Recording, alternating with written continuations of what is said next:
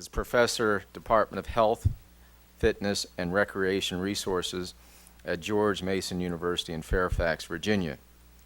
Professor Wiggins is author of Glory Bound, Black Athletes in a White America. He has edited many anthologies, Sport in America, From Wicked Amusement to National Obsession, Ethnicity in Sport and North American History and Culture, The Unlevel Playing Field, a documentary history of the African American experience in sport. And if anyone reads the Journal of Sport History, you won't believe how many articles Professor Wiggins has there, as well as in the International Journal of Sport History, the Research Quarterly for Exercise in Sport, and many anthologies.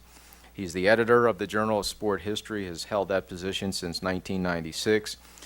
He puts together the proceedings of the North American Society for Sport History, or did from 1982 to 1986, and is in charge, or was in charge, of the proceedings of the National Association for Physical Education and Higher Education 1999, and is one of the pioneers in the academic study of African Americans in sport. Professor David K. Wiggins. Thanks, Jeff. It is a pleasure to be here with all the other distinguished panelists. I feel honored to be asked. I hope I can keep my talk within 7 minutes. My graduate students once gave me the Christopher Columbus Award for continually veering off course. That sometimes happens. What I'm going to do is move beyond Jackie Robinson and talk to you a little bit about the role of the black athlete during the post-Jackie Robinson era, and more specifically the role of the black athlete in the civil rights movement. I'll try to do the best job that I can with that 7 minutes. I think it's important to note that black athletes did become a significant part of the civil rights movement in the 1960s. They became a significant part of the Black Power movement, in my opinion, in the 1960s. And I think it's important for us to remember who initially was most important. Well, in my opinion, I think the black athletes that were most significant, at least initially, in the civil rights movement were black professional athletes. Athletes that are still in the news today and that we continue to read about. These black professional athletes began to speak out against racial discrimination, both in sport and the larger American society, and actually in some cases sacrificed, at least if not all of their careers, parts of their careers, to speak out and to hold tight to their principles. Athletes such as Jimmy Brown is one of those people that I'm thinking of, who wrote a fine book in 1964 called Out of Bounds. Or maybe even more importantly, another athlete I'm thinking about during this era is Bill Russell, who wrote the wonderful book Go Up for Glory, and another book later on I won't discuss, but just mention Second Wind, which is a fantastic piece of work, I think, as well. And then last, although I could speak and talk about many more, another athlete, of course, that became so intricately involved in the civil rights movement in the 1960s, not through his writings, but through his actions, and that was Muhammad Ali. I don't think we can underestimate the influence that Muhammad Ali had on American culture in general, and black athletes in particular. And he did indeed, as I think all of us in this room know, did sacrifice a portion of his athletic career when he spoke out against the Vietnam War and refused to enter the military because of his religious beliefs and membership in the Nation of Islam. These black professional athletes, I think, influenced a variety of different people from all walks of life, black and white. But I think most importantly, we should remember that these black professional athletes, again, Bill Russell, Jimmy Brown, and Muhammad Ali most particularly, influenced younger black athletes. They inspired, in my opinion at least, they inspired younger black athletes to also speak out against racial discrimination within sport and the larger American culture. In fact, they were inspired to essentially shed their traditional roles as athletes and become a part of the political process. There are two examples that I'd like to provide just as examples to show you how they became involved in the civil rights struggle of the latter part of the 1960s and early 1970s. Those two examples are Well, first of all, the 1968 Olympic Games in Mexico City. Harry Edwards, who at that time instructor of sociology at San Jose State, led a black athletic protest in Mexico City, where he asked such athletes as Tommy Smith, John Carlos, and Lee Evans to join him in a group called the Olympic Project for Human Rights. The Olympic Project for Human Rights threatened a boycott of the Mexico City Olympic Games in 1968. They asked that several demands be met, and if those demands weren't met, they were going to boycott the games that year. They asked, and I think these are important at least to mention, although I don't have the time to talk about them specifically, but they asked, for example, and perhaps this will jar the memories of many of you that went through this period of time, they asked for the elimination of Avery Brundage as president of the IOC. They asked that Muhammad Ali have his heavyweight championship restored to him. It had been taken away. They asked that Rhodesia and South Africa not be allowed to participate in the Olympic Games that year because of their apartheid policies. They asked for an additional black coach, I believe, to the track and field team. There were several demands that they asked, and again, threatened to boycott unless those demands were met. Well, as all of us, I think, know, those demands weren't met. And what Harry Edwards and the rest of his young black athletes decided to do was to show some form of protest. And there were various protests in 1968 in Mexico City. The most famous, of course, was the Black Power glove salute of Tommy Smith and John Carlos on the medal stand following their first and I think third place finishes in the 200-meter dash. It's hard to quantify. And of course they were, again, as I think we all know, were eliminated from the Olympic Village and actually sent back to the United States. It's difficult, I think, to quantify the exact result and influence of this protest, but I think it's fair to say, if nothing else, I think this protest and the many others that took place in Mexico City at least made the problems of racism in sport and the larger American society more visible to the American public. So that's one example. The second example I would give, and many of us I know lived through this period of time, but between 1968 and 1972, there was also a number of black athletic protests on predominantly white university campuses across this country. Small campuses, large campuses, urban campuses, rural campuses, where young black athletes, again, were shedding their traditional roles as athletes and beginning to become part of the political process as well. They too, I think, sacrificed in some cases their athletic careers to speak out vehemently, at least in some cases, against the forms of racial discrimination that were taking place in American culture. Now, what's interesting to me is that by the early part of the 1970s, the steam, at least in my opinion, was taken out of the black athletic revolt, as it was the Black Power movement. What was taking place in the early 1970s is the women's movement, high unemployment rate, and a variety of other factors, again, really did, in my opinion, take the steam out of this black athletic revolt and the larger Black Power movement. But what's also interesting to me is about this same time, what we see in the 1970s is we see literally hundreds, I should say plethora, of research studies, publications of books, popular articles that talk about the exploits of African American athletes. It seems to me that there was people who have become fascinated with black athletic participation. I'd like to say that people became fascinated once again with the black body, if you will. And we see, again, a myriad of research studies and works that have come out, and that will continue throughout the 1980s and 1990s. Well, people became fascinated, partly in addition to the fascination, again, with the black body. I think people realized, of course, that a larger number of black athletes were entering the highest levels of competitive sport. What we see happening in the 1970s, 1980s, 1990s is that we will see an increasing number of black athletes that will enter highly organized sport at all levels of competition. When I say all levels of competition, at the interscholastic level, intercollegiate level, professional level. As Jules just mentioned, I think what happened with Jackie Robinson, of course, part of it was economic, wasn't it? Well, I think what happens in the 1970s, 1980s, and continues to this day, is that college coaches, college administrators, owners of professional sports franchises, they also see that having black athletes on their team might contribute to more victories, might garner more profits, might increase the coffers, if you will, of the university or the professional sports franchise. Along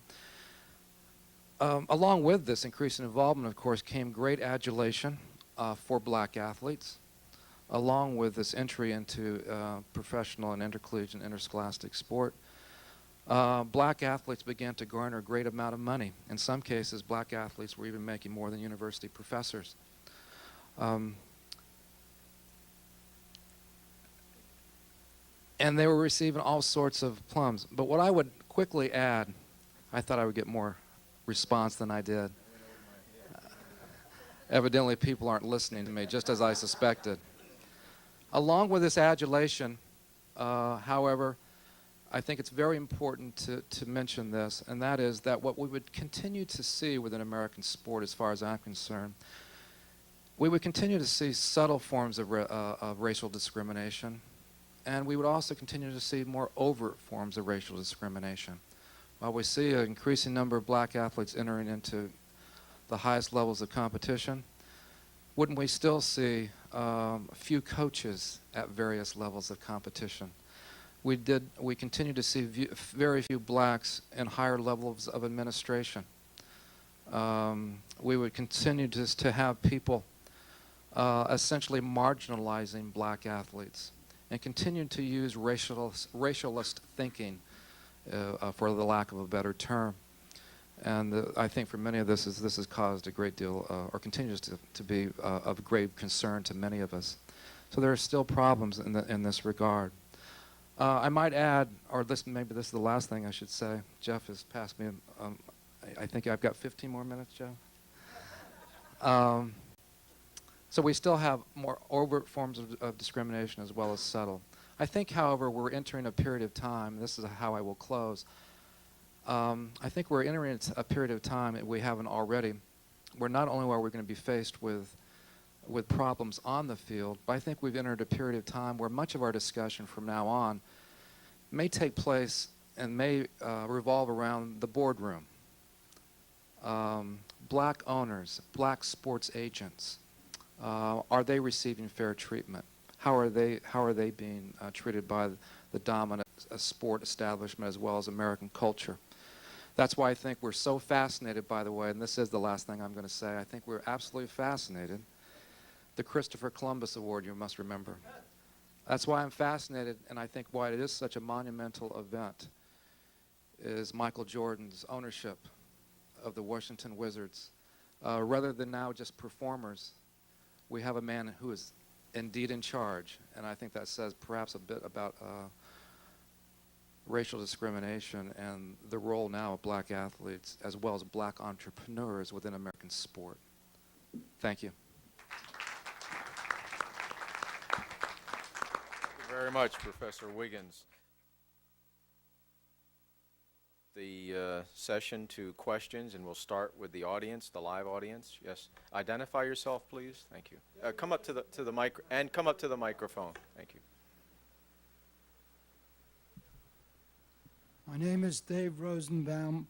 I've interviewed most of the black players.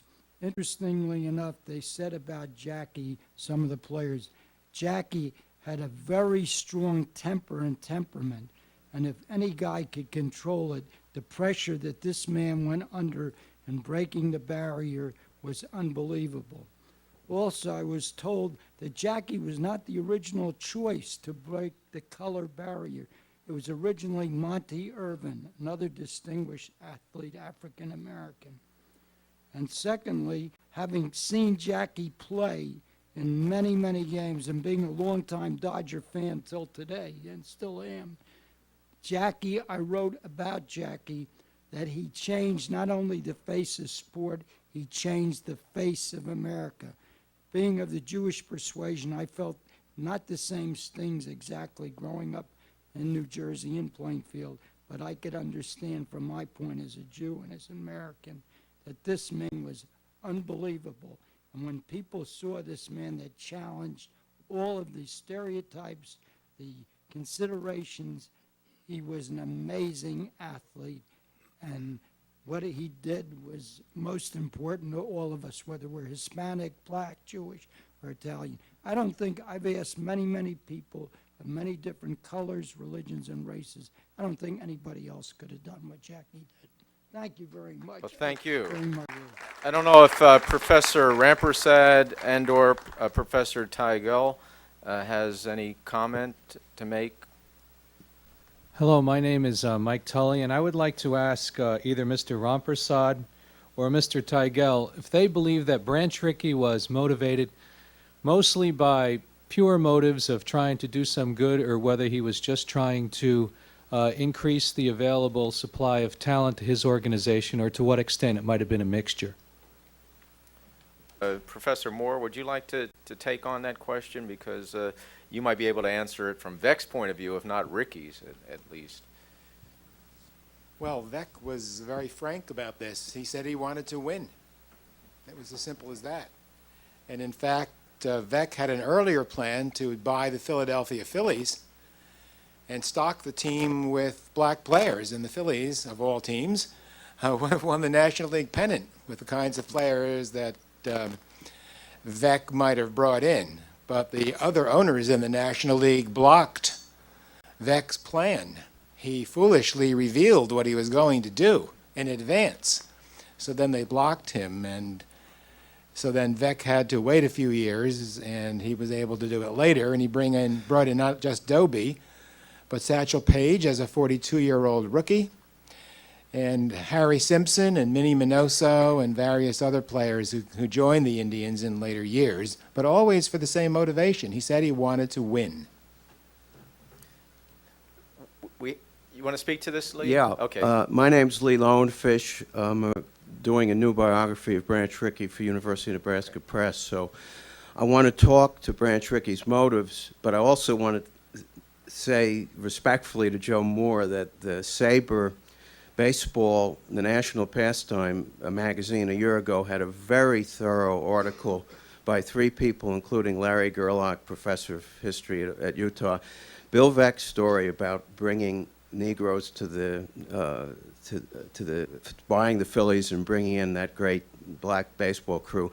It's total fiction. I mean, it was something he told people at bars later. Ed Lynn reported it, and Vec Lynn's books are wonderful, but that particular story has absolutely no historical accuracy because Gerlach and his colleagues went through all the newspapers at the time. You would think the black press would have made one aside, if not story about it, and there's just no mentioning. But in terms of Branch Rickey was motivated. He was a baseball businessman. He was motivated by winning pennants. And at the same time, Branch Rickey studied American history. A lot of people think if he had devoted himself to law. He was a lawyer. He got his law degree in 2 years at the University of Michigan while coaching the baseball team and discovering George Sisler, who became a Hall of Famer and his scout. And some people said if he stuck to law, he might have made it to the Supreme Court. And he had a definite commitment to the fairness of the Jackie Robinson story. And if we can ever connect to the people on the West Coast, an interesting speculation to me is what would have happened if Branch Rickey was not forced out of Brooklyn by Walter O'Malley 3 short years after Jackie Robinson came up. Clearly, and it's speculation, but it's an interesting speculation, clearly the Dodgers would have never left Brooklyn, and Jackie Robinson's career might have been a little more interesting because Jackie was kind of like his other son. And but what they did in those 3 years was it had a tremendous impact, not just on baseball, but as Martin Luther King said, I mean, it really made his job, his very difficult job, a little easier. I'd like to say that Lee Lowenfish is the first academic who I ever heard talk about sport. He taught me at Rutgers University. We have a call from Smith College. Could you please identify yourself and ask your question and indicate to whom you are addressing it? Thank you. Hello, this is Don Siegel from Smith College. My question is, given that Jackie Robinson was involved in such a socially revolutionary experiment, why was he so politically conservative? Do we have Tigell and Rampersad to answer that? Well, I don't hear the experts on this, but I'd like to say, it seems as though we have a technological glitch here, but I wouldn't characterize Jackie Robinson's politics as conservative. I think Jackie Robinson is a very difficult figure to accommodate. If anything, he was fiercely independent, and it seems as though no one really controlled Jackie Robinson. He was a Rockefeller Republican, but as you heard Professor Rampersad indicate, that he also had serious concerns with Rockefeller, with Nixon, and with other Republicans. And on race, he certainly was not conservative. He was a fierce fighter for racial justice. Yes, please. Yeah. Okay, this is the last call we'll accept, and I'm very sorry we don't have the people who have written these books speak to your questions, and I hope we can work this out in the afternoon session. And we have one more audience question, come up to two more, that's it. And first I'd like to take a call from Arizona State. Please identify yourself and indicate whom you'd like to answer this question. Thank you. Okay, this is Dr. Seuss Trevino from the Intergroup Relations Center at Arizona State University, and I'd like to direct it at Dr. Harrison. My question goes to Dr. Harrison. First of all, the point has been made that Jackie Robinson was one of the first who broke, one of the first players to break the color line in terms of sports playing. My question is, what is it going to take to significantly break the color barrier in terms of management and administration in the area of sport? Professor Harrison? Yes, and David spoke to this issue quickly. I would say what it's going to take is how we orient our athletes and also their racial consciousness. A study was done here at Michigan, and the short of it is that contemporary black student athletes didn't see race as an issue. And so I think that people like Keyshawn Johnson need to follow in Michael Jordan's footsteps and try to obtain that power by coming together collectively. I think right now the mentality is still seen, show me the money, let's be like Mike, let's not be Mike's lawyer, let's not be Mike's front office person. And let me say this, the color line will be broken in the boardroom when those in the boardroom are willing to give up that part of the pie. If they still want to hold on to that much of the pie, the resistance is still going to be there. So I see it as an image thing. The suit and tie image has to go beyond older white males, and our whole ideology has to change as well. I think Professor Wiggins would also like to comment on the question. Very briefly, Jeff. I think all of us know that the color barrier in Major League Baseball, the integration process was a slow and uneven process, and that it didn't take, Jules just mentioned, he's written about it, and several others have, of course. It took until 1959, for heaven's sakes, for baseball to be completely integrated with the sign. I think it was at Pupsy Green of the Boston Red Sox. I would guess that the same process is going to take place in terms of this ownership issue, that it's going to be a slow and probably uneven process. But Keith is right, I think. People are going to have to be willing to share a bit of the pie before it ever takes place. Well, it may be a little different situation, too, because I think Harry Edwards would say that some people are willing to accept blacks as gladiators. But not as... Right. Exactly. Okay. As performers. Right. Next question, and then one more after this from... Yes. Thank you. My name is Roland Rogers. I'm the Chief Executive Officer of blackathlete.com. I'd like to, first of all, commend the the panel on such a profound topic. My question is, like I'm paraphrasing Dr.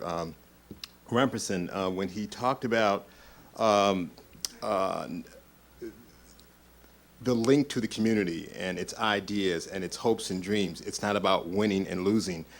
My question is, how can we get the media to be more responsible and more responsive to the plight of the black athlete, since it has been the media who has more or less conditioned society and ostracized the black athlete through its through its writings and through its commentary. How can we get the media to be more responsive? And so this, cyclically, it won't happen again. I think that's an excellent question. Are we able to get through to San Francisco? Okay, San Francisco cut off. I'd like to take this one on, if you don't mind, and that is that first I think that the black media have to play an important role in pushing the mainstream media to do better than they're doing. And also, if we don't like what the mainstream media are doing, to find ways, meaningful ways, of making them know that we don't like what's going on. And I mean economic ways is certainly one. And voicing opinions. And the internet, certainly as a .com, you know the power that exists there, and finding alternate means of getting messages out and also correcting messages that are perhaps distorted or hostile. And there's something going on right now that I think is a classic example of what you're talking about, and that is the positive media attention that this book, Taboo, How Blacks Dominate Sport and Why We're Afraid to Talk About, is getting. And I find it to be an insidious work which maintains that black superiority, so-called superiority in sport, is biologically based, that it's a result of inheritance, it's a result of genes, and there are all kinds of problems associated with that kind of reasoning, and Professor Wiggins has certainly referred to them. Absolutely. Thank you. You're welcome.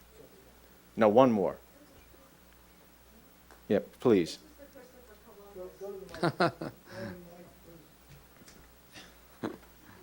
Pam Helleran, previous student at the college, and this is for Christopher Columbus here. Mr. Wiggins, now that you addressed, and I think you're the only one that touched upon it, now that we've resolved the sociological facet, which took place in the 40s and 50s, you touched upon the physiological facet, that we realize how terrific the black athlete can be.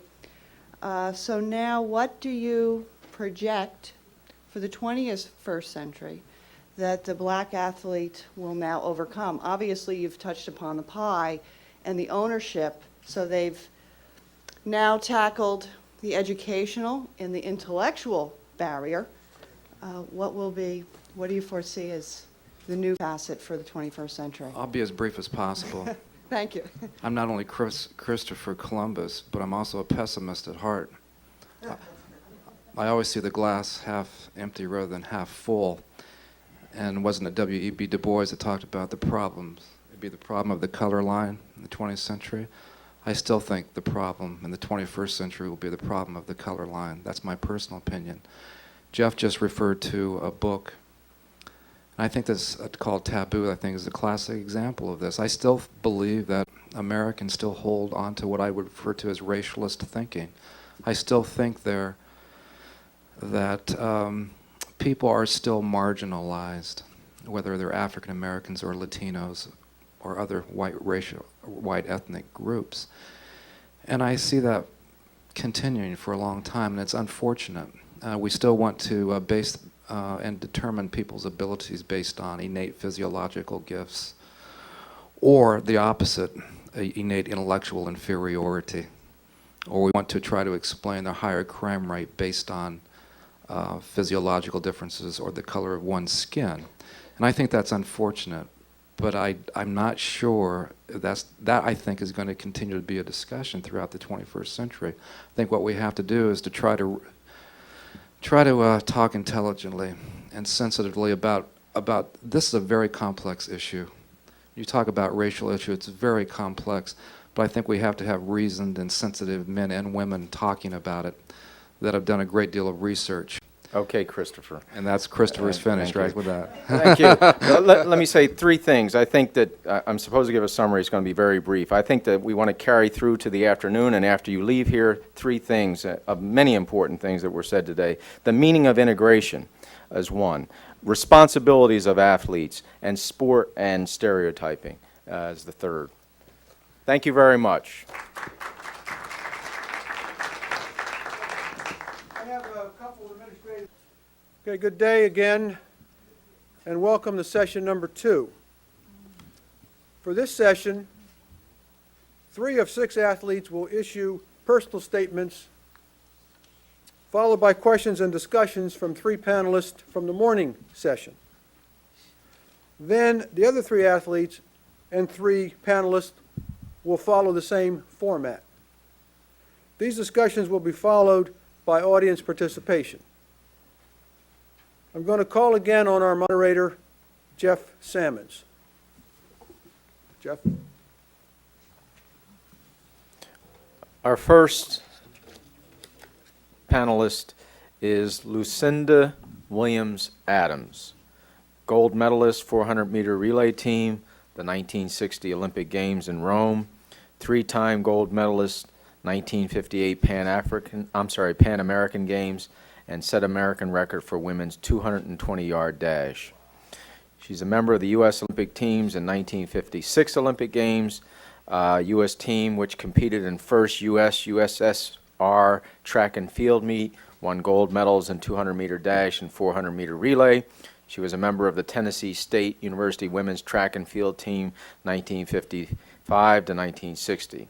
She was elected to the Savannah, Georgia Hall of Fame in 1968, to the Tennessee State University Hall of Fame in 1983, the Northwest Track Club Hall of Fame in Trotwood, Ohio, the Georgia Hall of Fame in 1994.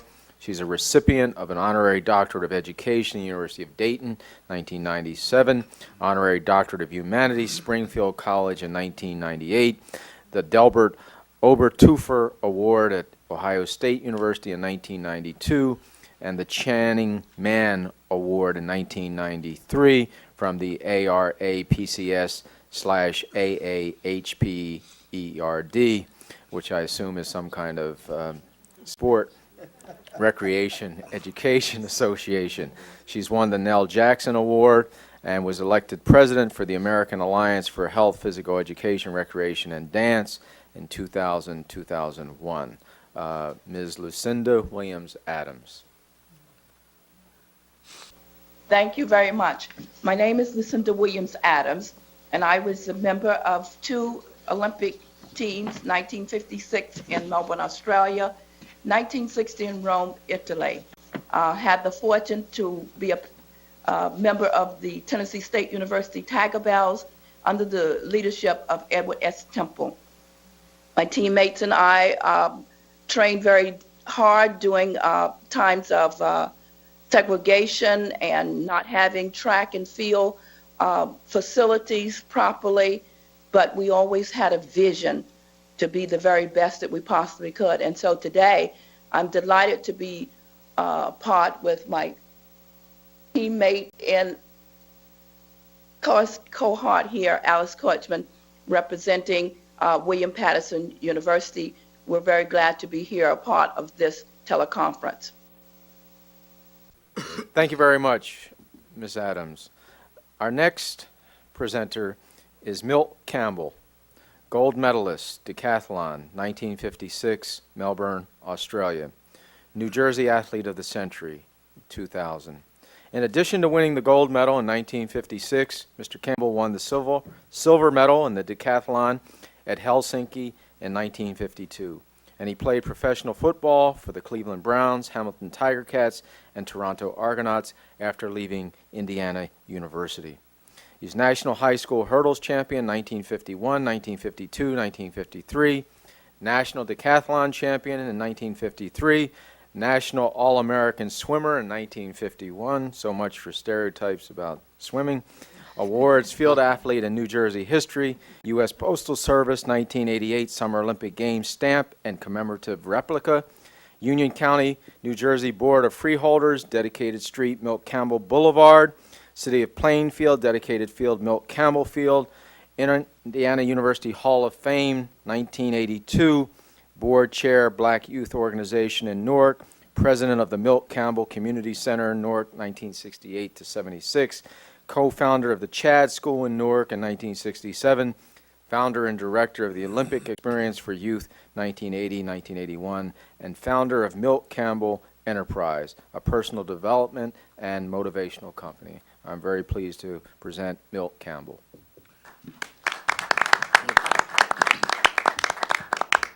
Thank you. That's the best introduction I've heard in a long time. You got a lot of it.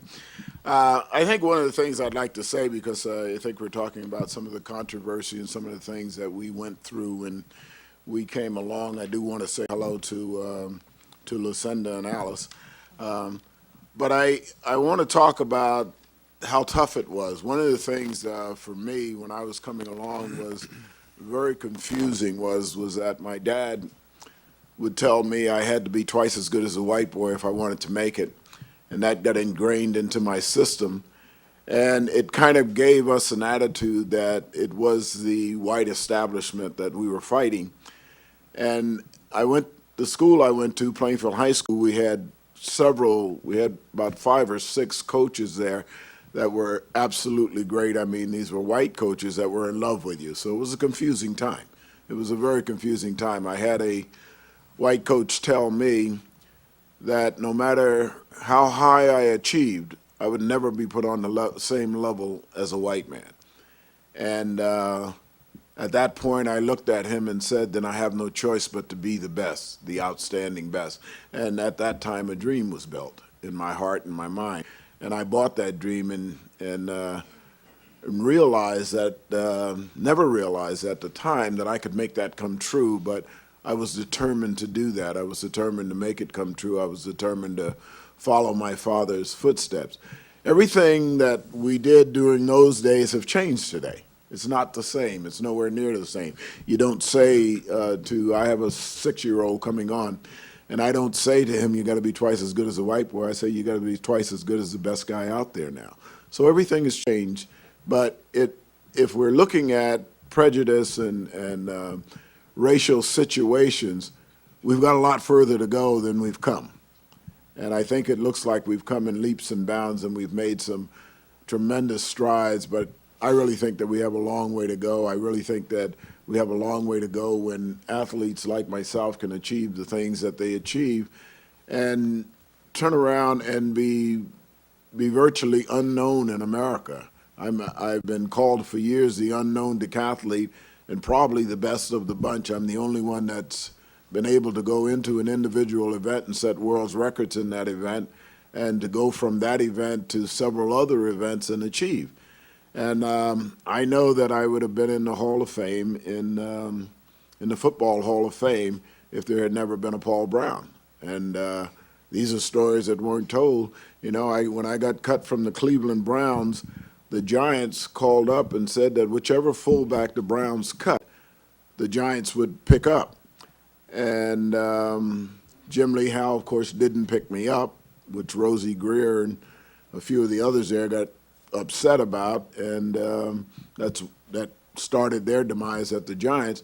But someone told me a couple of years later, he said, did you really think somebody with 2 first names would really get you? Would really pick you up, and I began to understand that. So it was some tough times. It was some hard times, but the one thing that I think that the positive part about it was that if it wasn't hard, I'm wondering if I would have been as good as I was. Would I have fought as hard as I fought? And looking at the positive side of it, I think that it has made me a strong man.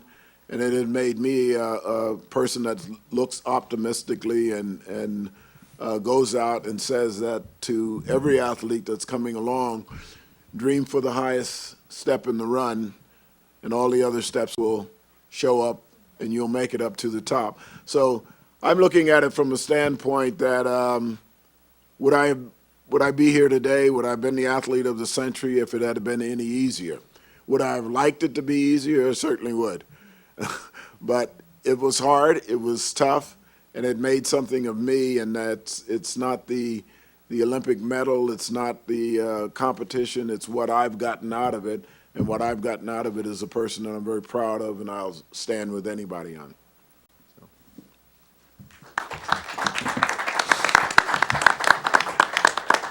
Thank you very much, Mr. Campbell. And I would recommend the 75th anniversary film of the NFL for anyone who wants to confirmation or corroboration on what Milt Campbell has said about Paul Brown of the Browns. There's an excellent segment in there about Jimmy Brown and Bobby, and I can't think of his Mitchell, right? Jim and I were roommates, actually. I've heard some other stories too. I'll talk to you about those after. Our next panelist is a pioneer, a breakthrough person. Alice Coachman, gold medalist, high jump, 1948 Olympic Games, the first woman of color to win an Olympic gold medal. She's also head of the Alice Coachman Track and Field Foundation. Ms. Coachman is an all-around athlete, having won 10 consecutive U.S. national titles in the high jump from 1939 to 1948. I would say that's a record that will probably never be broken. 3 100-meter national titles in 1942, 45, and 46. 5 50-meter national titles from 43 to 47. That's at a time when they thought that women were truncated men, so they cut the distances in half. And 4 400-meter relay titles from 1943 to 1946. At Tuskegee, her basketball team won the Southern Intercollegiate Athletic Conference 3 consecutive years, 1943, 44, and 45. She was the first woman of color with a gold medal to distribute overseas, an American-made product, Wrigley's Gum, and the first African-American female athlete to endorse an international product, Coca-Cola. With that, I give you Ms. Alice Coachman. I said I'm very proud of the record that I have and the record that I'm still holding. But it was hard work for me, and there are many things that happened during that time. But thank God to Tuskegee, we were sheared away from a lot of that. And I am very proud of the students that came after me. And maybe I made a difference in track and field for women, but I am very happy to see the results of that. Thank you very much, Ms. Coachman. Now, Professor David K. Wiggins is going to respond to Ms. Lucinda Williams Adams and engage in a discussion. Lucinda, can you hear me? Yes, I can. One of the things the first question I'd like to ask you is this: who influenced you the most? Was it your mother or father? Do you have brothers and sisters? What I'm really interested in is how you were socialized into athletics, and particularly track and field. Okay, thank you very much. One of the first things that my mom always said to my brothers and I were that whatever you decided that you wanted to do, we're always here. However, in those early days, not having a sister, I was always shielded from some of the kinds of activities that I wanted to be involved in. But nevertheless, I was always kind of pushed to go into it. And so when there was an opportunity to race anyone, my brothers or the neighborhood boys and girls, I always thought I had to beat them. And so consequently, when I had the chance to be involved in Fields Day at school, elementary school, the teachers recognized that I could run fast, and they began to say to me, hey, you look like you might have some talent in running. And to plant that seed in a young girl's head at that early time, that was all the motivation I needed.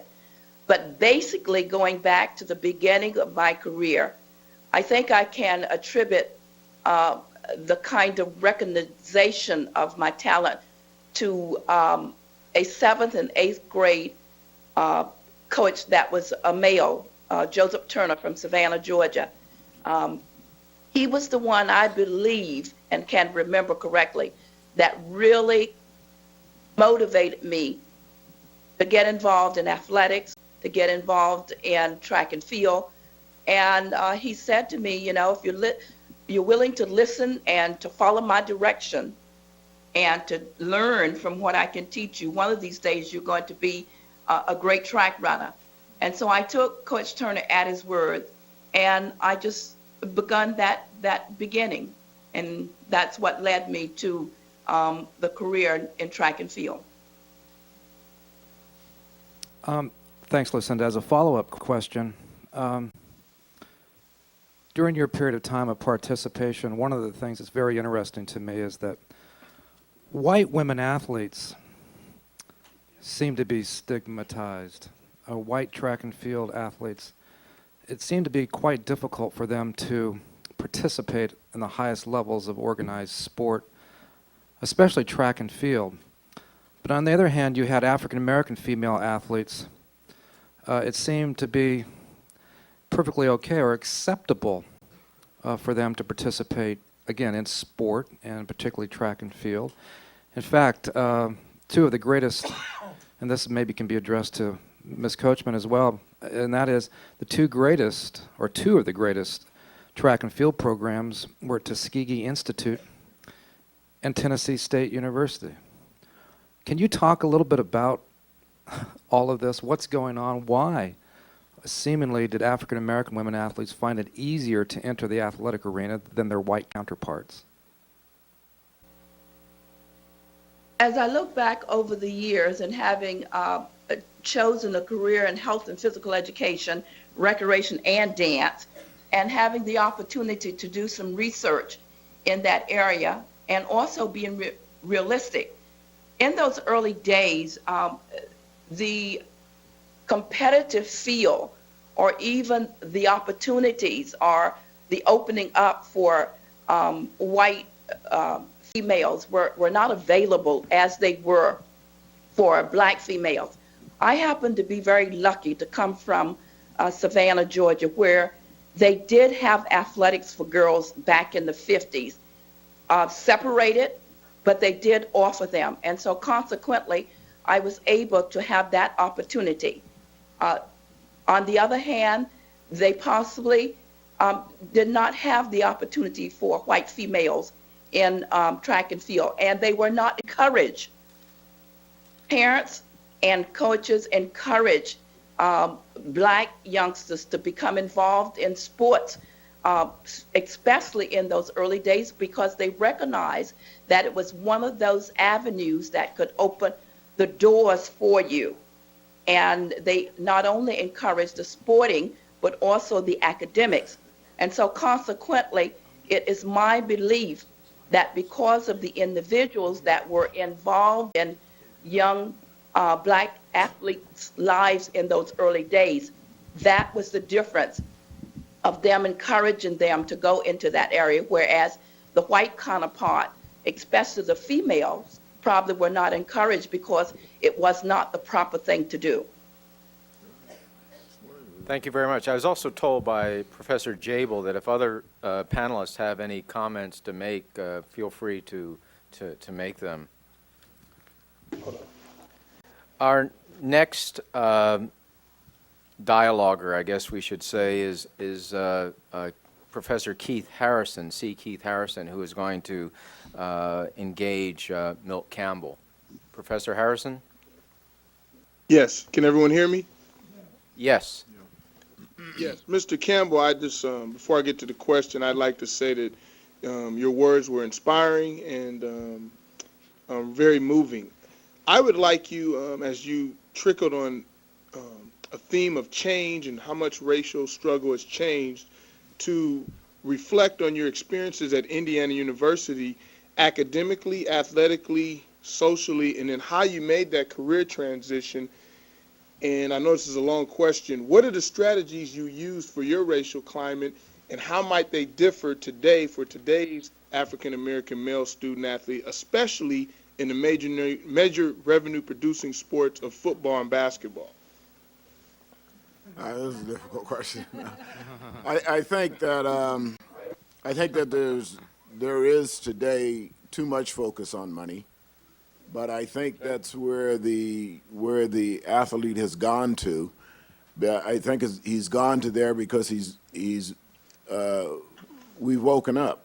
We know that the climate in which we're providing now pays a lot of money, and a lot of other people are making it, and we're demanding it now. And so our focus is going there. My focus, when I was coming along, there was no money in it. At least that's what we were told. But there had to be some for somebody. But my focus was on achieving something for myself, setting a goal for myself, challenging myself. And I don't think that the younger athlete today is challenged in that way. When we came along through the 40s and 50s, one other thing I'd like to say, we were taught to be very humble. You know, my coaches taught me that when you win, say little, when you lose, say less.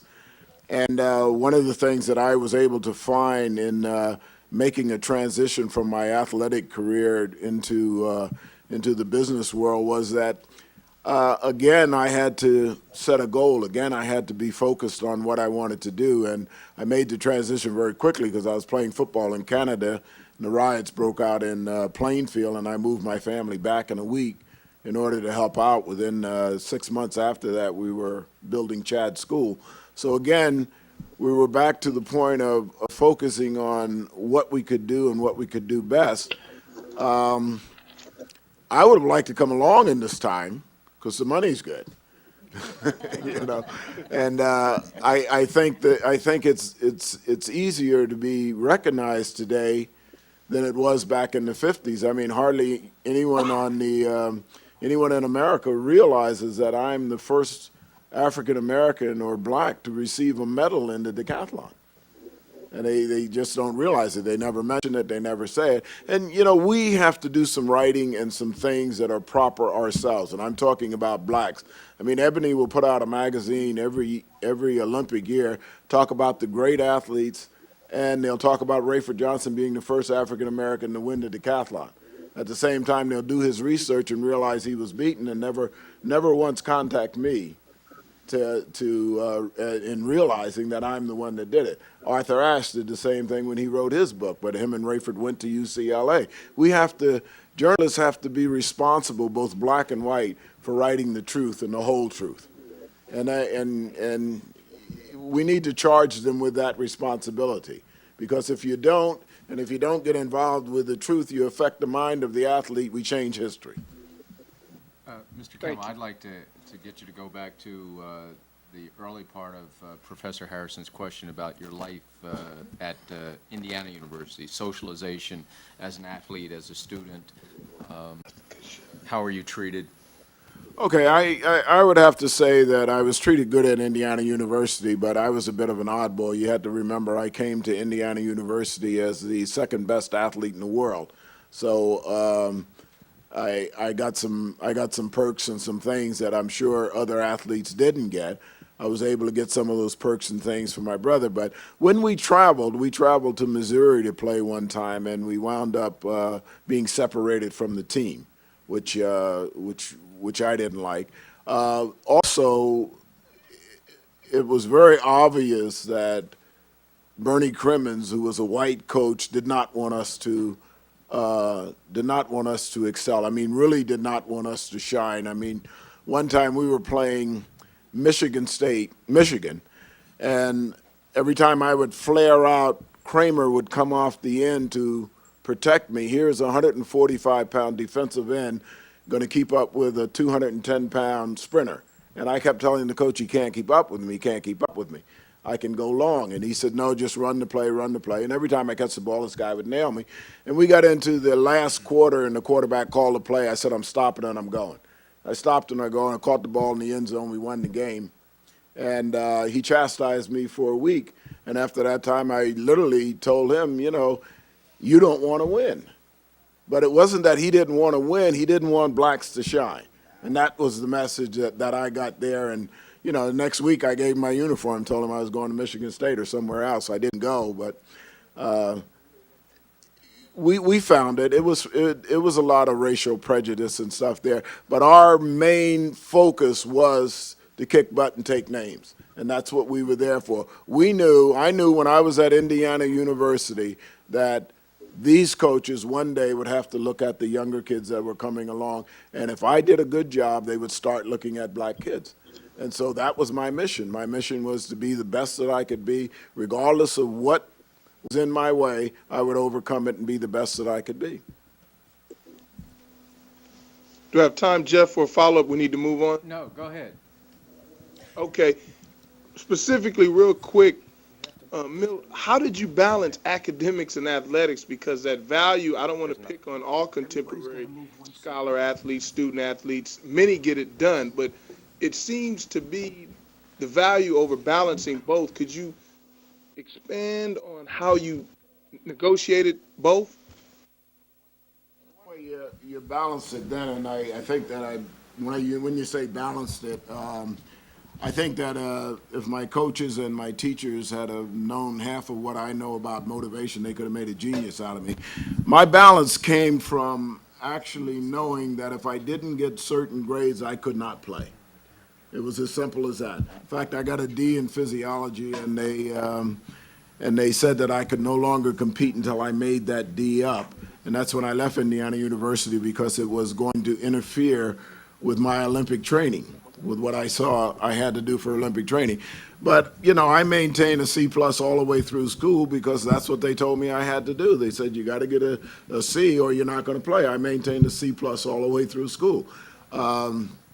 Could I have done better? Of course I could have done better, but I put more energy into my sports than I put into anything else. And I was basically bored in college. It didn't excite me at all. I was there for one reason, and that was to get to training to be the greatest athlete in the world.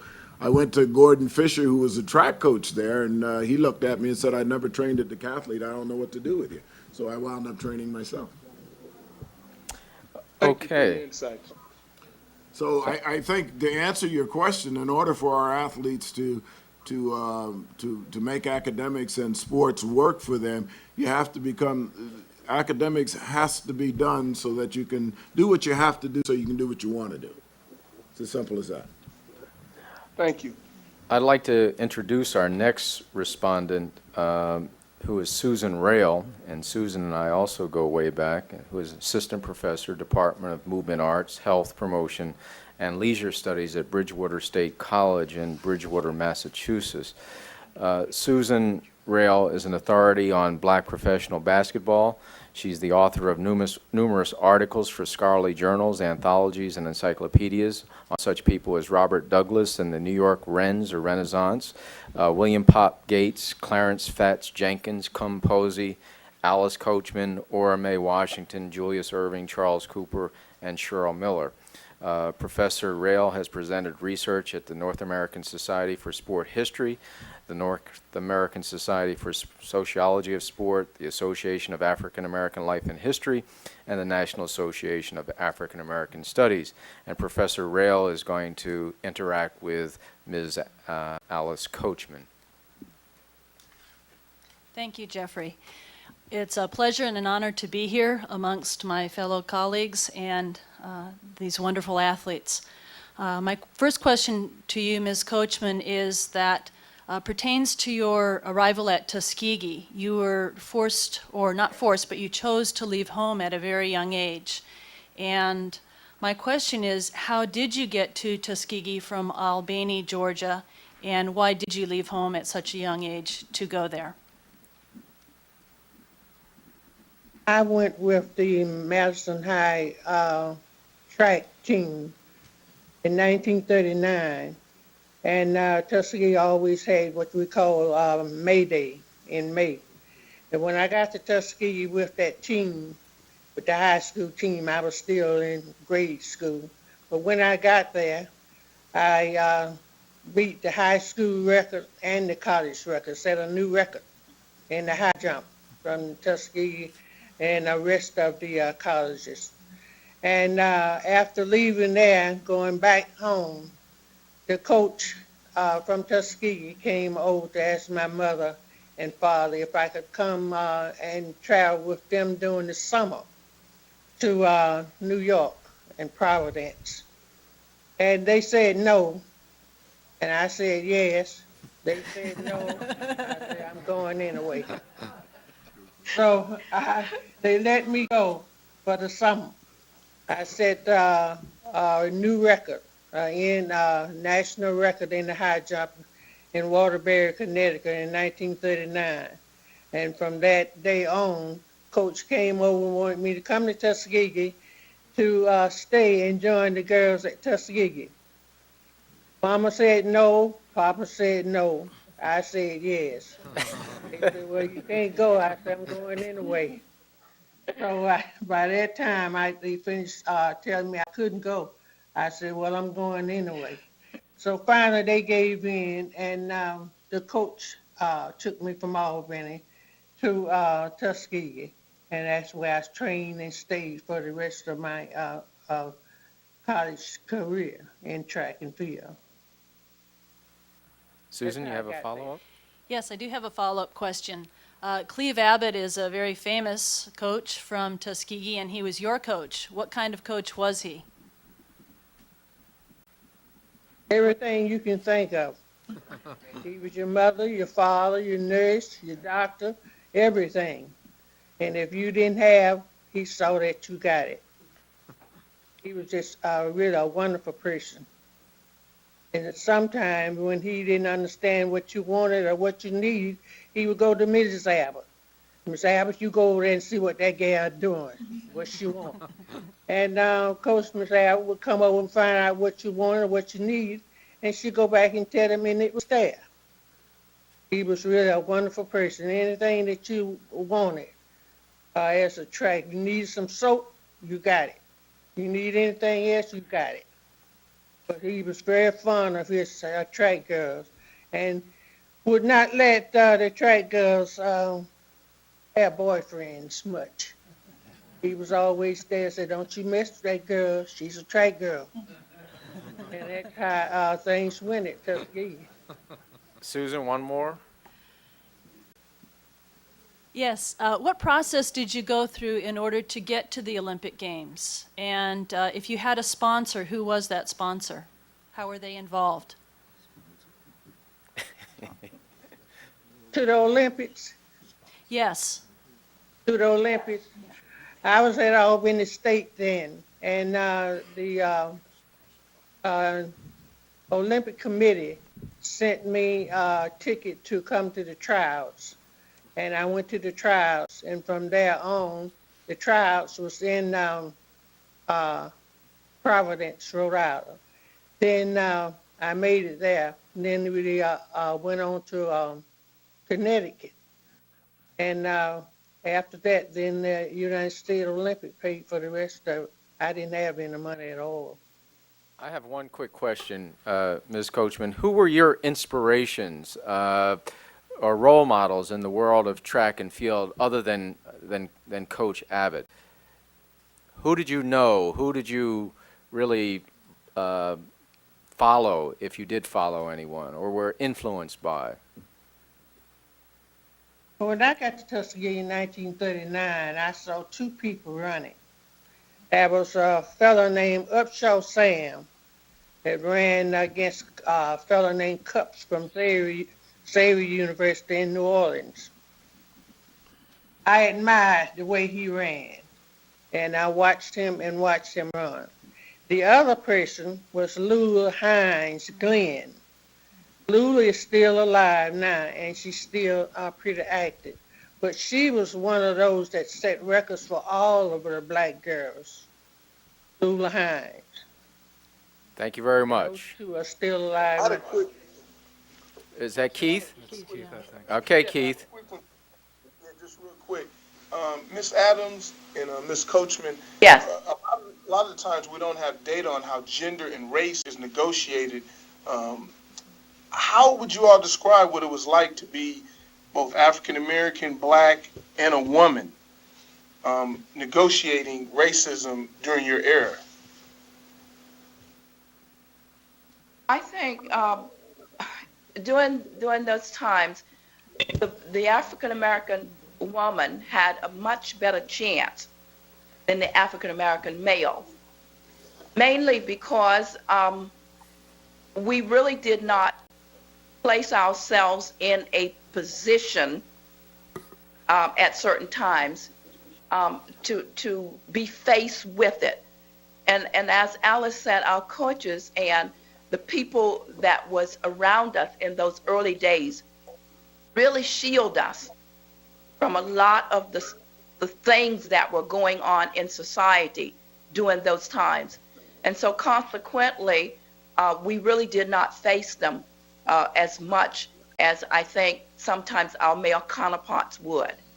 And that was one of the things that we really didn't have to deal with them. The coaches dealt with them for us. Do you think that's changed much today? For today? I think so, because our young athletes really, and we kind of set the standards for them. They do not take anything.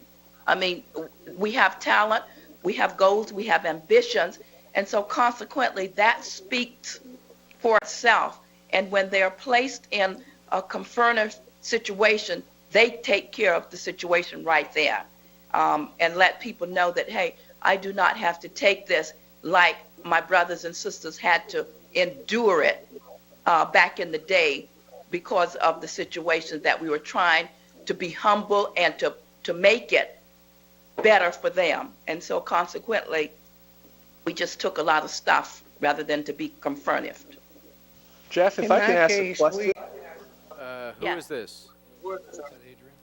Identify yourself. Yes, Adrian Burgos. Okay, Adrian. Michigan. I would like to ask a question to Lucinda and also Alice about how do they see the plight of African American women athletes today, especially compared with, the women athlete in college who seen as more of a student athlete, whereas the African American male athlete is often just seen as an athlete who goes to class once in a while. If they can speak to how they see that issue. I think maybe some of the men are getting help. We didn't have any help. I had a complete round schedule year round. The first thing was basketball. The next thing was drill coach during the football season. Then the indoor track meet. Then the outdoor track meet. And I did that all during the summer. And as far as the girls were concerned, we didn't have to worry about anything. The coaches took care of that. As a matter of fact, my whole life was on winning. I made it up in my mind that if you beat me, you set a record, because I was going to get you.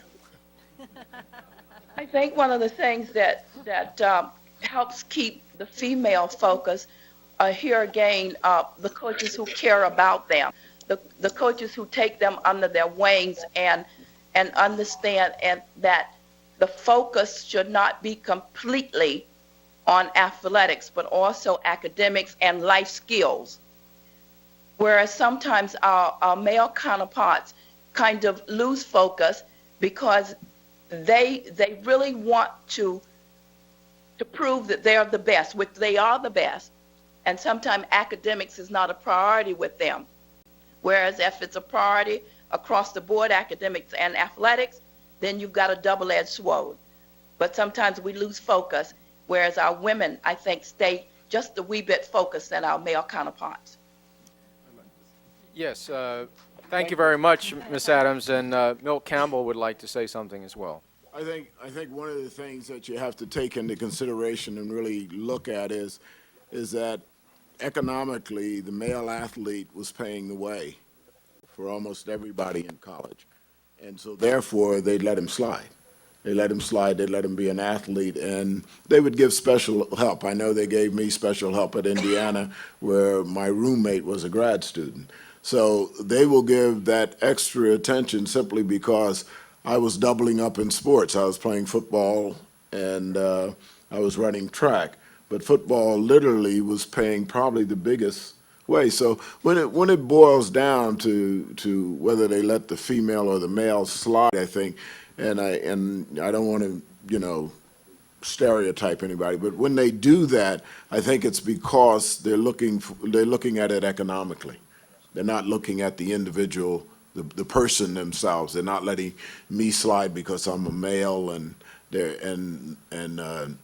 not letting the females slide because they're females. If I'm sliding, they're letting me slide because it's economic. Thank you, Mr. Campbell. We're going to give the opportunity for Ms. Adams or Ms. Coachman to have the last word on this. Would you like that? If you say so. Okay. Well, the point is, and I agree with Milt there, is that, when you look at who's paying the bill in colleges and universities, it's the male athletic teams. And so consequently, our black youngsters are being used, so to speak. And unless they themselves wake up and smell the roses and say, hey, we're gonna get both sides of this. I'm gonna get my academics and you're gonna get your fair share of athletics in the same time. But I do not want to slide. I do not want you to let me just get by while I know I need to go to class and I know I need to take as many of the tough courses as I possibly can. Because once I leave this university, I'm going to have to be out there on my own. But that is the case in a lot of times. Ms. Coachman? I was thinking about what Campbell said about the research. I think it was about 30 years before anyone even thought about Alice Coachman. Everybody else was first but Alice Coachman. Finally, they did some research. Arthur Ashe did some research and found out that I was the #1, and I was the first one.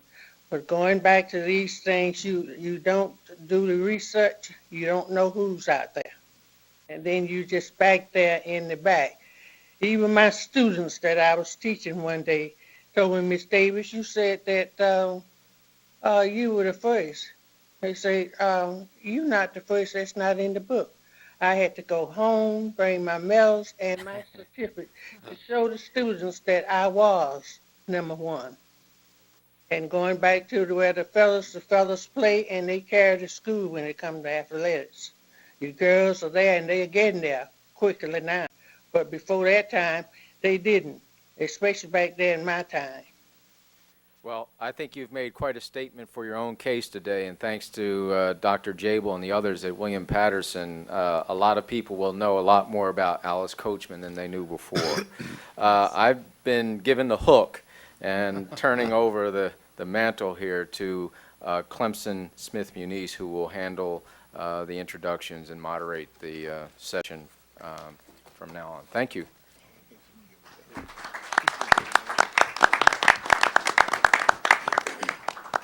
I want to thank Jeff Sammons for doing double duty here today.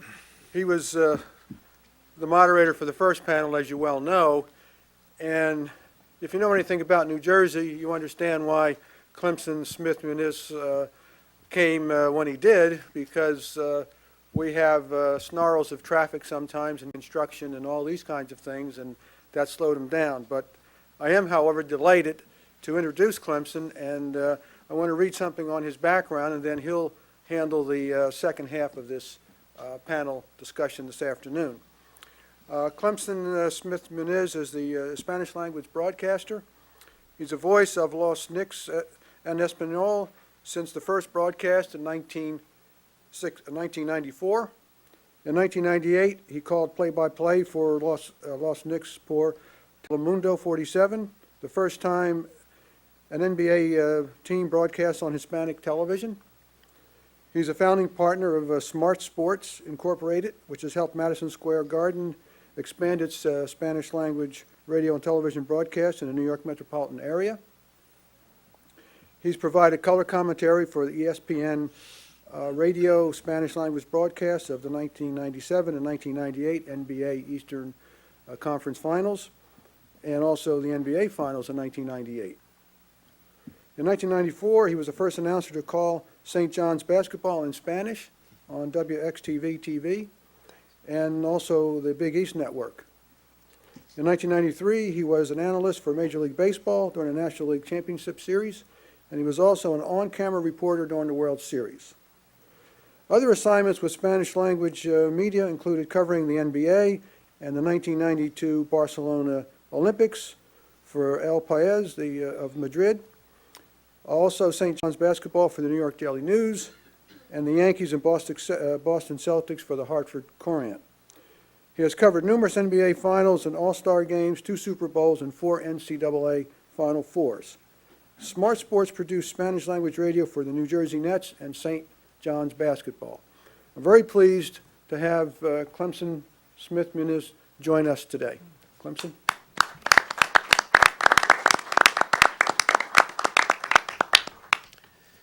Thank you very much. I'm not quite as old or have had a distinguished career as our distinguished panelist here, but I have been an observer, I guess, of sports for about 25 years as a journalist and a broadcaster, and seen the evolution of both Hispanic and black athletes. When I was a kid, you grew up, Che Torre was one of the first names that came to in Puerto Rico when we talked about boxing. Roberto Clemente in baseball, and they all played important roles in opening doors, setting standards, setting the example, and leading us to where we are today. I'm supposed to start with introducing 3 of our panelists, and I'm going to do it in alphabetical order.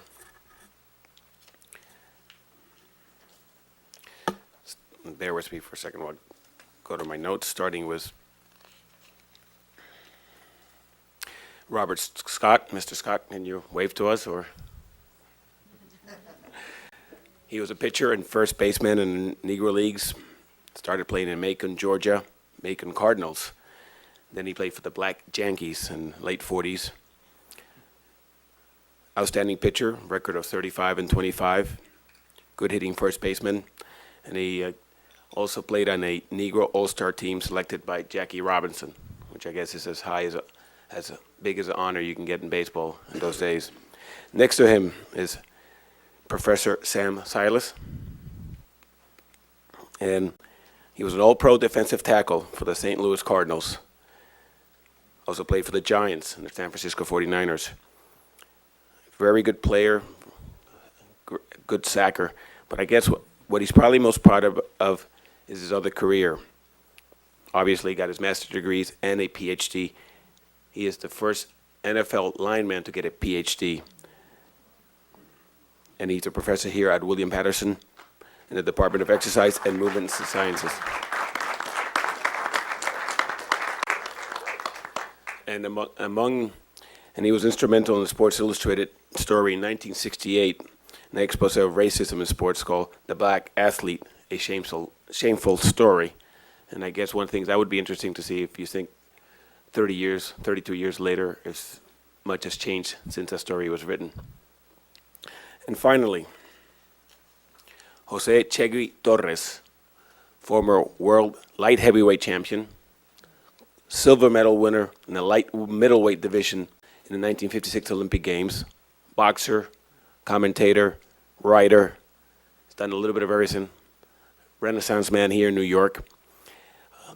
He is the pride of Puerto Rico, but he grew up in the States, and when he won a silver medal, he won it for the U.S. Olympic team, if I'm correct, which is the oddity of the Puerto Rican athlete. We have 2 countries, and it's a choice that some would, face where you have 2 countries, 2 flags. Who do you represent? And it's not always easy, and sometimes you have to pay for it at home because they won't accept your choice. And it's something I later when Chegui talks, I'll ask him about that. He's not the only one who had to face that decisions, others have. And there's never a clear answer or an easy way. We'll start with Professor Silas. He'll make a personal statement and we'll go from there. Well, first of all, I would like to say that I'm very happy to be here today and to get the opportunity to acknowledge a lot of history that is all too often overlooked. The fact that the black and Latino athlete prevail in grand fashion in sport today is achievement certainly of the highest order. A lot of us try to prevent being wrapped up in statistics, but one of the recent statistics that prevail over time is that to talk about how great the achievements are today, that 1 out of every 27,000 athletes in football who earn a starting position for 1 year or more in high school go on to earn a berth on an NFL team, which reflects a career that lasts only 4.7 years. That's a very dismal statement. Now, to add to that picture, we find that some of the other sports which carry less of an injury factor with them making the team all the more incredible. You take basketball or you take baseball, where players last a lot longer, well, that just rules out all the more the chances of an upcomer breaking into the sport.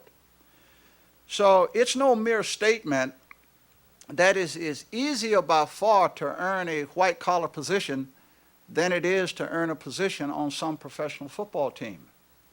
Now, when you add to that the color factor, you do have a big hill to climb.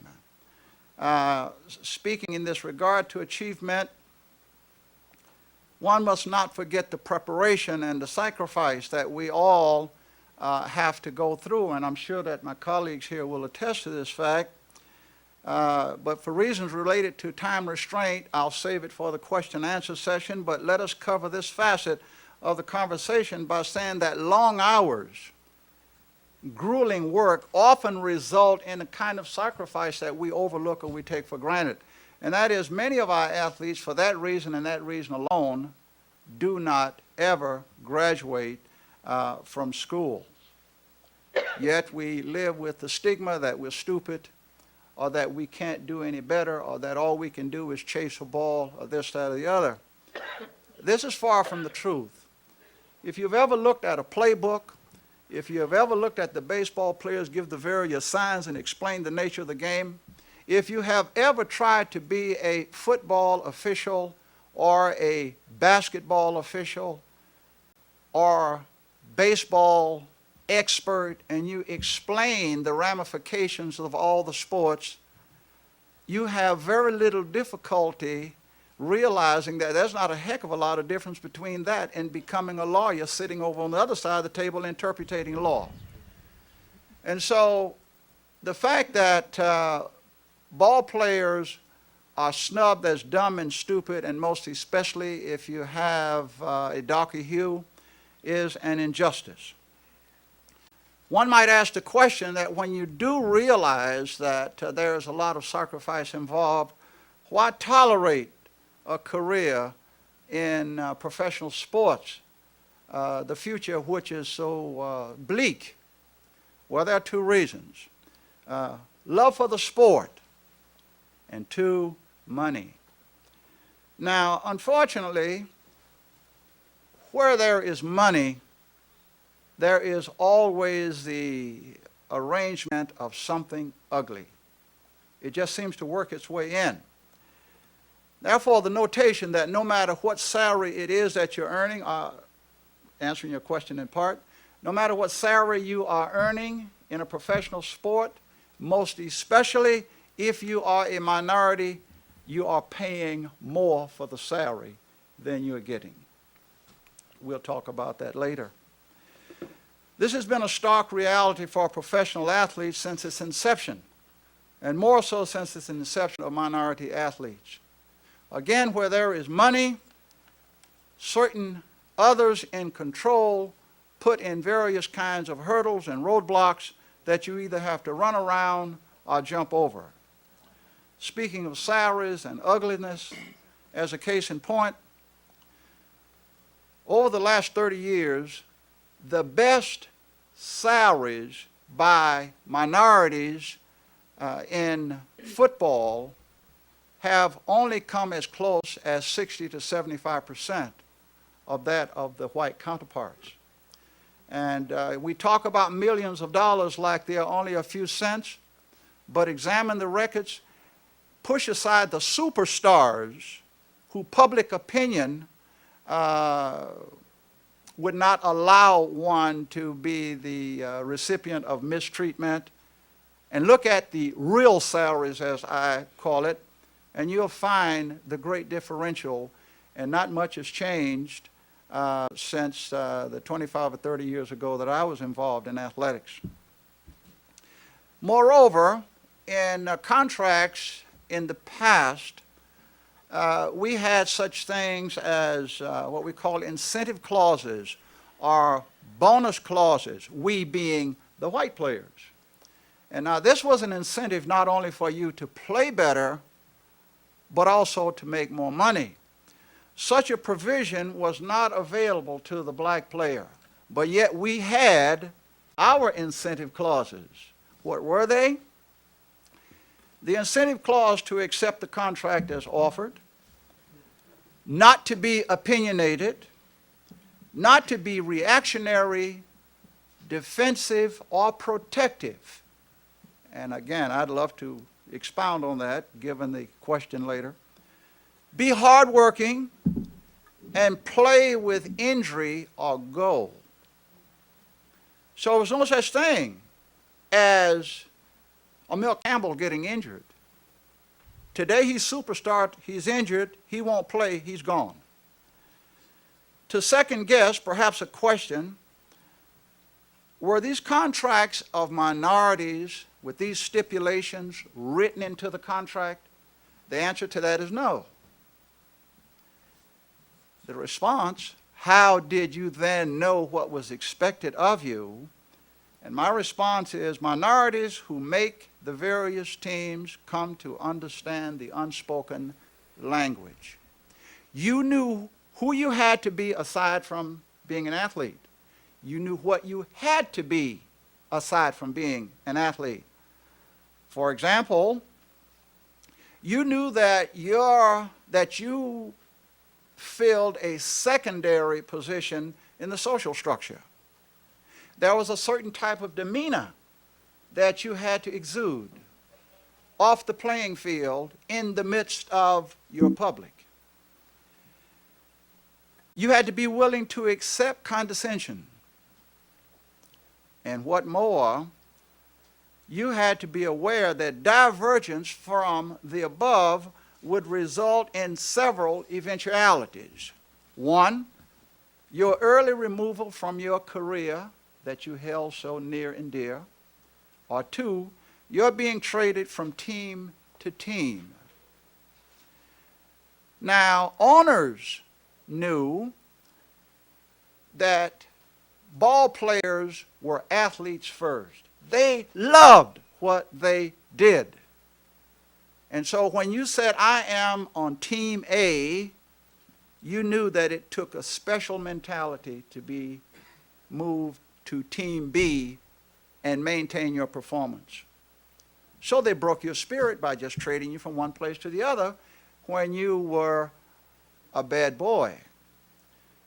To remain sensitive to these guidelines that were and still are placed upon us, while at the same time keeping performance a priority, is a tall order to bear. And we continue to do it because we love the game and because money, as Milt now puts it, is entered into the picture, and it is certainly a way out of the jungle, so to speak. But we also do it because we hate to accept the answer no, or I can't do it. As I often put it, having heard it said once, athletics teach the fact better than anything else that nothing in life succeeds like second effort.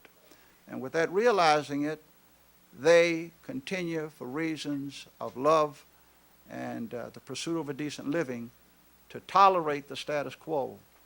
But there is a lot of inequity that still exists in professional sports today, and I'm afraid that I don't envision a way to change it. Thank you.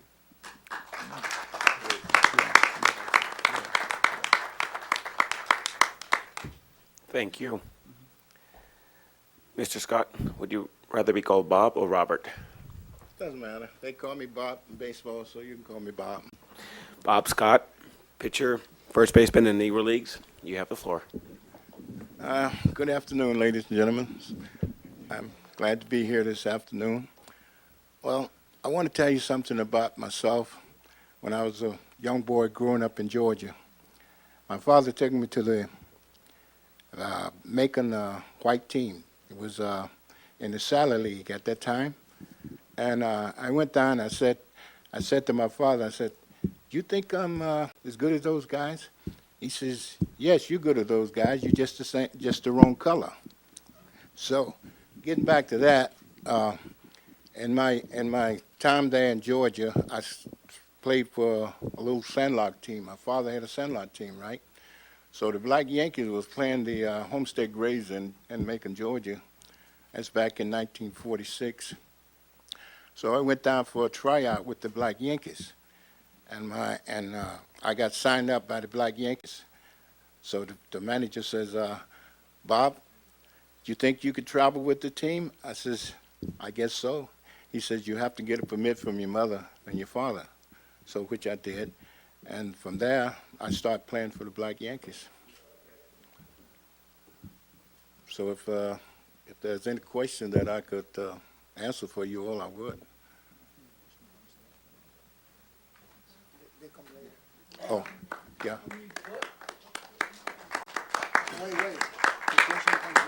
Oh, I'm sorry. And he says the question will come later. So I just continue on talking. I'm sorry about that.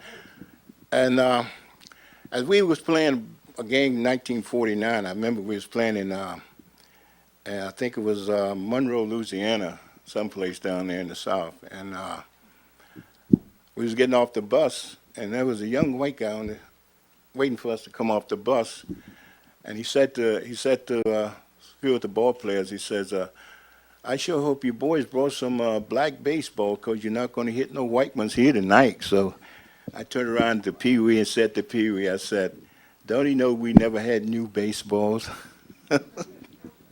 So we went in, we played the game, but we didn't have no trouble. So I traveled around the country, and I guess I rode 1,000,000 miles on a bus. And we played about every time you could name in the South, and some in the North too. So we lived pretty near on the bus, because you couldn't get no hotels, nowhere to live. So even stayed in funeral homes. The black baseball team. So up until I think 1968, I think the team didn't segregate till around 1968. So most of the baseball players, they slept by themselves. They played with the team on the field, but they had to go to another hotel or someone's home to live in.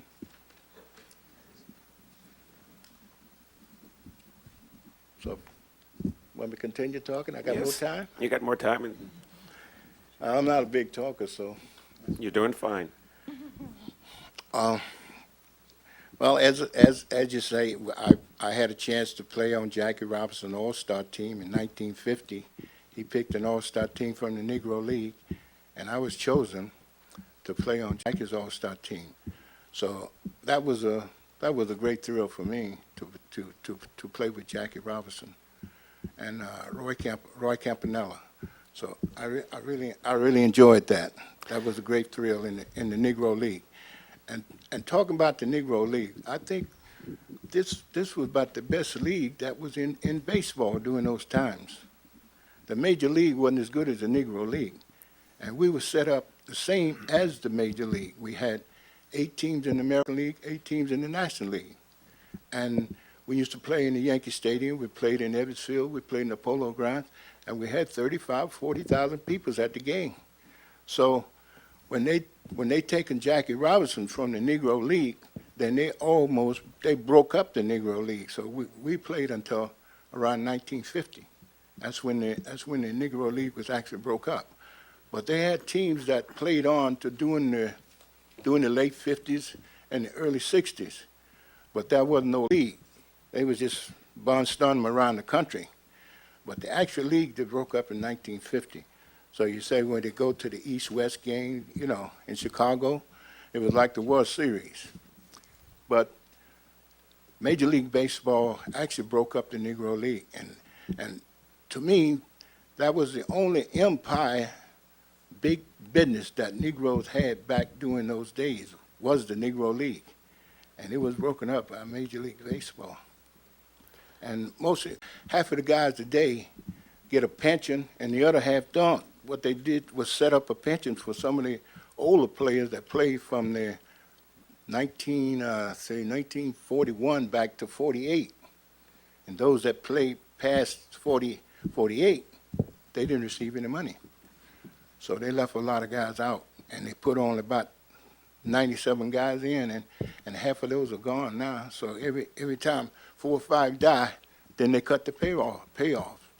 So the wife don't get anything. So they set it up pretty good.